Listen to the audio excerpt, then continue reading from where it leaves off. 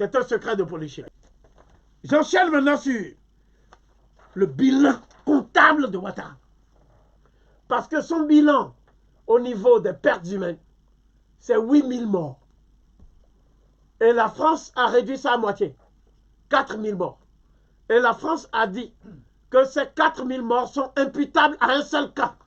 Celui de Laurent Gbagbo, de Charles Blé Goudé et de Simone et Yves Gbagbo. C'est ce que la France a dit. Bien. Le camp de la LMP, la majorité présidentielle. C'est comme ça que Simone Gbagbo a été déporté au nord de la Côte d'Ivoire, après avoir été exhibé comme une bête de foire par des prédateurs sexuels qui opéraient à visage découvert, ce dont ils rendront compte tôt ou tard. Quoi qu'il en soit, pour nous, lorsqu'on humilie une mère, c'est l'acte le plus grave dans le code des vertus cardinales de la Mat, car Mat est notre mère à tous. Donc, je dis ceci. Il y a 6 conséquences du règne de Ouattara qui était en fait le règne de la France. C'est la France qui régnait. Certains appellent Ouattara préfet. C'est lui faire trop d'honneur. Ouattara est un exécutant des basses œuvres de l'impérialisme français. Voilà la vérité. Je sais que je ne vais pas plaire à tout le monde. Mais il y a longtemps que j'ai renoncé à faire consensus sur la vérité. Tu vois? Bon, le premier bilan, c'est que c'est des Blancs qui dirigent la Côte d'Ivoire. Au moment où je vous parle, ce sont des Blancs qui dirigent la Côte d'Ivoire. Il a fait une mise en scène en disant que c'est Gon Coulibaly qui va être président. Je vais dire maintenant le nom des Blancs qui dirigent la Côte d'Ivoire au moment où je parle. Parce que on ne peut pas considérer ces faits d'une extrême gravité comme relevant de l'anecdote. Ramène-moi mon sac noir. Là. Celui-là. Là. Donc, j'ai dit, le premier bilan négatif, c'est la paupérisation généralisée de la Côte d'Ivoire. Le deuxième bilan négatif, c'est que ce sont des Français blancs qui dirigent au moment où je vous parle de la Côte d'Ivoire. Le troisième bilan négatif, c'est qu'il a fait exploser la dette de la Côte d'Ivoire. Et pendant plus d'un siècle, la Côte d'Ivoire ne pourra pas payer cette dette. C'est la Banque mondiale qui le dit. Je donnerai les éléments. Dernier point, avant-dernier point. Ouattara a créé la haine anti-ivoirienne parce qu'il a fait le rattrapage ethnique. Ce qui fait que tout le monde est contre les prétendus Dioula. Tous les non-Dioula sont contre le prétendu Doula. D'autant plus qu'il n'y a pas eu de réconciliation dans le pays. La commission réconciliation vérité a été enterrée. Et avec elle, le rapport de Charles Konambani, qui en était le dirigeant. Bien.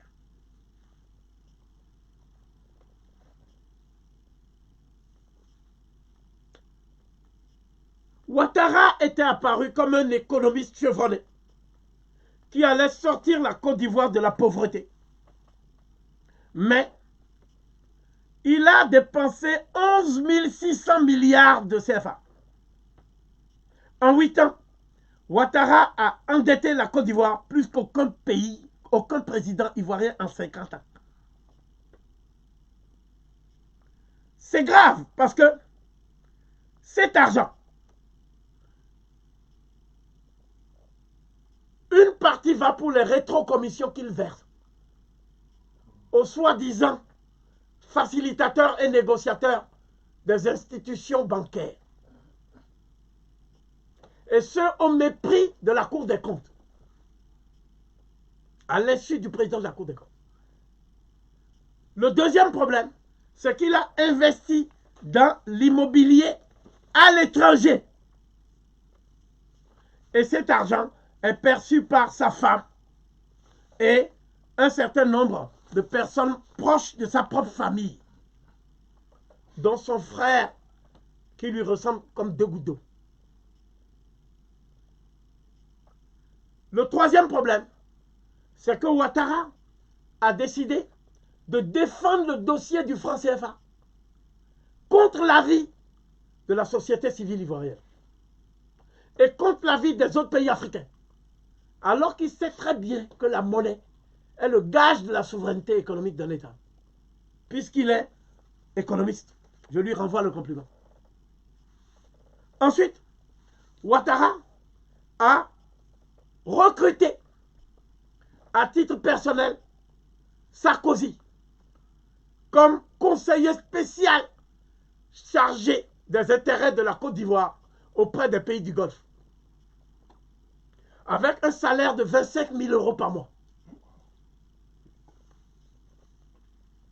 Et Ouattara a préparé par décret, mais il n'a pas encore annoncé, la naturalisation de Sarkozy pour échapper aux problèmes judiciaires en France.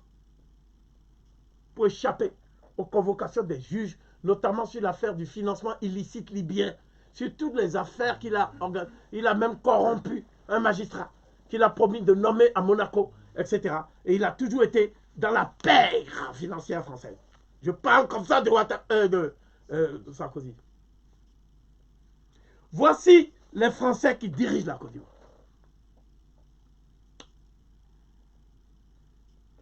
L'homme qu'on a qualifié de ministre des Finances et de l'économie officieux de la Côte d'Ivoire, mais qu'on appelle le grand ordonnateur de la finance ivoirienne, s'appelle Philippe Séré-Eiffel.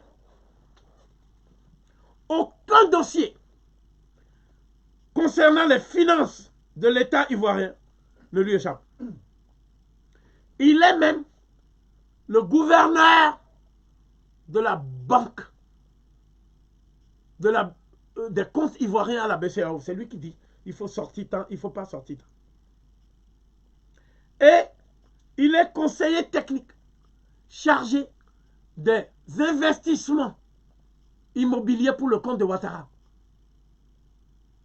C'est un blanc qui est descendant de celui qui a fait la Tour Eiffel. Par son père. Il a la nationalité ivoirienne et il a un mépris souverain pour tous les Ivoiriens. Ensuite, il y a M.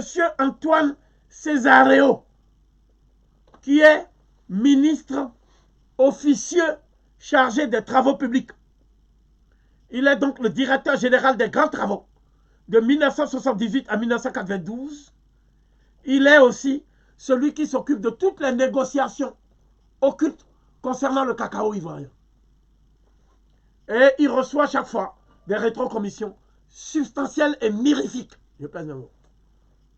Césareo, qui est un Corse, n'a jamais considéré la Côte d'Ivoire comme un pays dans lequel il doit s'impliquer au niveau des affaires. C'est pour ça qu'il n'a jamais investi en Côte d'Ivoire. Tout ce qu'il sait faire, c'est l'évasion financière en devises. Il y a Cédric Lombardo, qui est chargé de l'environnement et des affaires climatiques et de l'alimentation. Donc c'est lui qui ramène des OGM pour empoisonner la population ivoirienne et tire de l'argent de son empoisonnement. Et donc, c'est un homme qui est aussi un agent de liaison entre la DGSE, la Direction Générale de la Sécurité Extérieure, Antenne Côte d'Ivoire, et la DGSI, la Direction Générale de la Sécurité Intérieure française. Donc tous les Ivoiriens qui contrarient les plans français sont suivis par lui et ses agents, qui avaient infiltré la résistance ivoirienne et panafricaine. Donc ils venaient, ils donnaient de l'argent pour qu'on puisse prendre des gros trucs pour faire des fanfares. Et après, ils allaient prendre les dirigeants ivoiriens, les uns les autres, et pour aller leur faire des gros trucs dans des restaurants aux Champs-Élysées. Ce que les gens adoraient. Ils aimaient la fête, les Ivoiriens. Les Ivoiriens aiment trop la fête et les femmes. Hein? Nous tous, on aime les femmes. Mais quand même, il y a une mesure. Hein? Ça les a beaucoup desservis. Jusqu'au plus au sommet de l'État ivoirien. C'est une plaie. Je l'ai constaté. Je l'ai constaté. Je me suis battu aux côtés des Togolais. C'était pas à ce niveau. C'était pas à ce niveau. Il y a la duplicité aussi. Il te tient tel langage. Il va voir le blanc, il dit c'est Gomez qui fait le désordre. Et le blanc dit mais capturez-le ce Gomez. Pourquoi vous avez du mal à le capturer? C'est un petit lapin.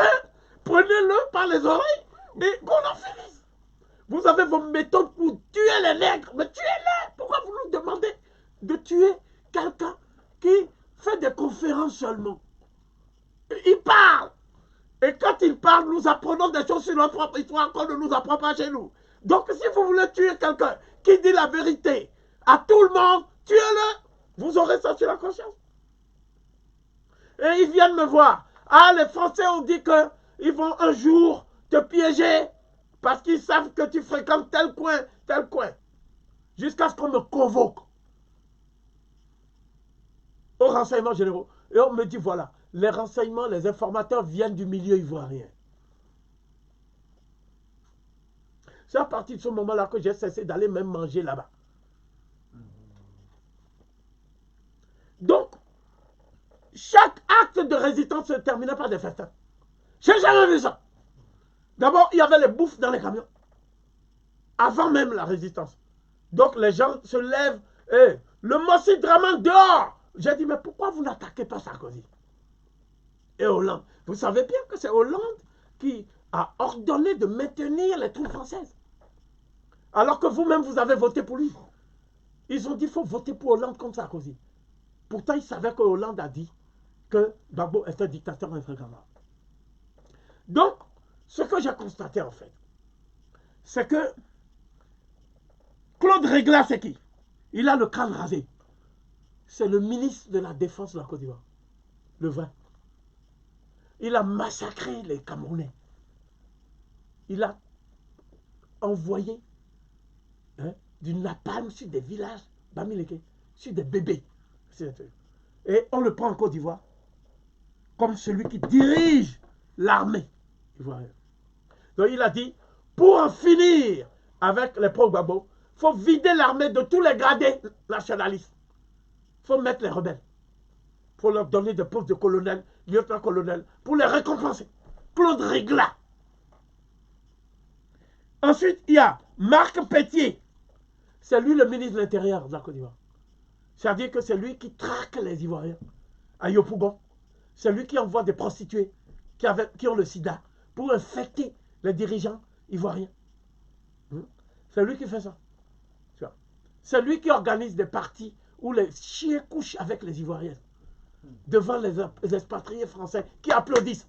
C'est lui. Voilà les gens de mon bras. Voilà les gens de... Comment toi, Ouattara, tu peux laisser des gens faire ça à ton peuple si tu l'aimes? C'est la question que je pose ce soir. Ensuite, Ouattara a recruté Christian Delmotte. Christian Delmotte, c'est qui? C'est celui qui est chargé de la santé publique en Côte d'Ivoire. C'est un transfuge de laboratoire P4. Donc, il met les virus. Il ligature les trompes des femmes qui viennent à la maternité. Il fait des crimes. Il s'appelle Christian Delmotte. Et si il n'est pas d'accord, s'il écoute le live, qu'il porte plainte contre moi. Comme ça, je vais te donner les preuves maintenant, matérielles. Christian Delmotte. Comment toi, tu peux savoir qu'il y a des êtres humains innocents et tu ligatures la trompe? Donc les femmes sortent de maternité à 28 ans et ne peuvent plus accoucher. Hein? Des crimes! Voilà ce que fait la France en Afrique. Il y a aussi l'hôtel Tiama, c'est là où tous les espions français vont pour manger. Donc c'est un nid de la DGSE. Hein? Et celui qui dirige ça, c'est un chef cuisinier qui lui-même est un agent de la DGSE. Il y a Anne Méo, c'est elle qui est chargée de la communication. Méo, M-E accent aigu, A-U-X. Elle a remplacé une autre blanche qui s'appelle Patricia Balme.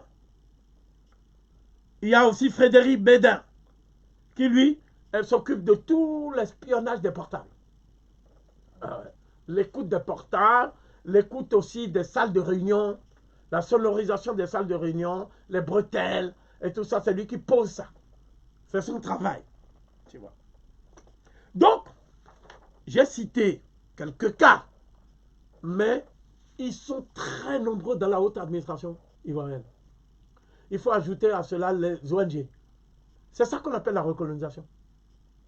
La recolonisation est définie par Dambisa Moyo, économie zambienne, comme le processus qui permet de transférer les fonctions d'auxiliaire du système colonial qui avait cours dans le néocolonialisme et qui revenait aux autochtones noirs, à des blancs, qui ont sous leur direction les noirs. Voilà ce qu'on appelle la recolonisation. Donc la recolonisation, c'est le stade final du néocolonialisme. Et la Côte d'Ivoire en offre un exemple palpable.